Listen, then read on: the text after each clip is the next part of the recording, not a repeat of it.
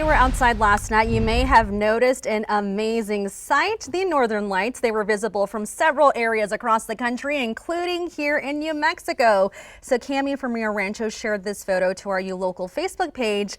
Definitely a one of a kind and a lot of times a once in a lifetime experience. But don't worry if you missed them last night. New Mexico will have another chance to see those Northern Lights again. Sasha Leninger joins us from the Albuquerque foothills now. Sasha, we can expect a better showing tonight?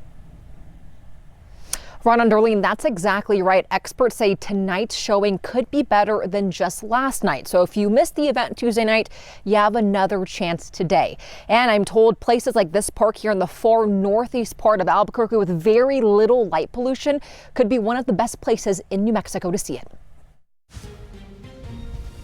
Shades of red, pink, and green filling the New Mexico sky last night.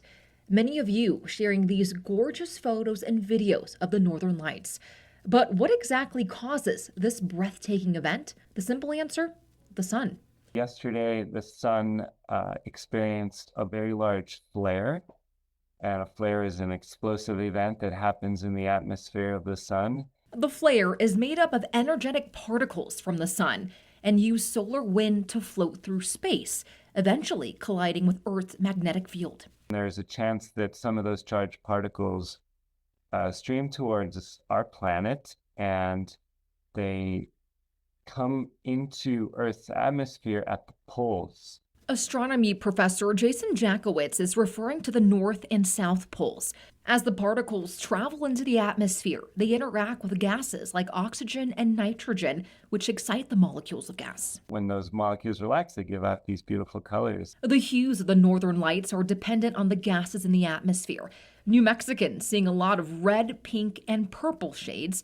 Red is created by oxygen at high altitudes, usually above 150 miles. Purple is created by nitrogen at lower altitudes, and the pink or magenta colors are often a mix of red and green or blue and red, which happens when different gases and altitudes are present.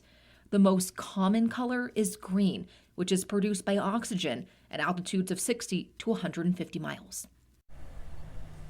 Now, if you want to check out the Northern Lights today, get away from all that light pollution and look north, is what experts say. The professor says those lights sometimes are pretty dim, so the darker, the better. And sometimes using your cell phone could help too, or a digital camera. If you do see them, please share your photos and videos with us. And now, Olga, we're seeing more of these Northern Lights because of more solar activity in recent years, right? That's right. The scientist pegged it when he said that the actual flares that come up, they get into our atmosphere a day and a half later. And statistically, over the last few years, we've been seeing more activity on the sun's surface. So it's not your imagination. We've actually been seeing more of the Northern Lights over the last couple of years. Best viewing, again, north and east and the horizon. Here's a map of the U.S. The best viewing, of course, is going to be across the northern portion of the country. But here in the Land of Enchantment, we still will have a pretty good view of some of that gorgeous activity.